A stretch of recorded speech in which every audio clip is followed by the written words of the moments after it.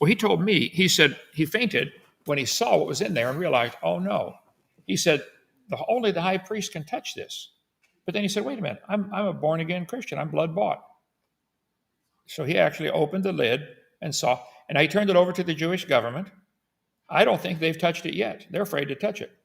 Yeah, no, they sent a team in there on one of Ron's visits back, and 6 men who had gone in there to try to remove it had died. And the government was so scared they wouldn't even go in there to retrieve the bodies. So they asked Ron Wyatt to go in there, and he pulled the bodies out one at a time so they could bury them.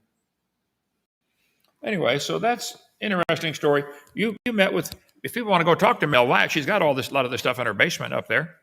What's her email, or how do they get a hold of her? So one of the best ways you can get a hold of her is if you go to the YouTube channel, ronwyatt.com. That's the name of the YouTube channel. W-Y-A-T-T. Correct, yeah.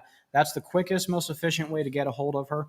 And also, just a quick side note, she is, since Ron passed away, remarried. Mm-hmm. Her husband just went over to Turkey because a week or so ago they had that really bad earthquake, and he went to go help with the recovery.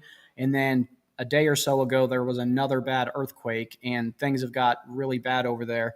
So if you guys could all keep Randall in your prayers, that's her new husband.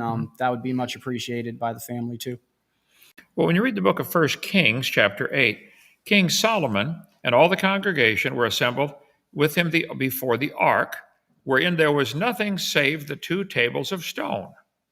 So by the time you get to King Solomon's time, this is 400 years after Moses, apparently the bowl of manna had finally gone bad, and the walking stick had rotted in 400 years, I'm guessing.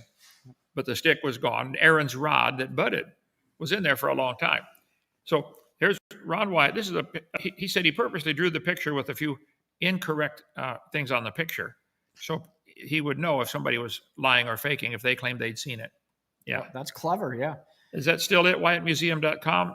Is that his phone number still? That's no longer the museum that they're associated with. Okay. And I can't confirm if that's the number. But again, if you go to the RonWyatt.com YouTube channel, that is the one that Mary herself maintains. Okay. And that's a quick way to get a hold of her. She opens up her home to anybody who wants to see these things.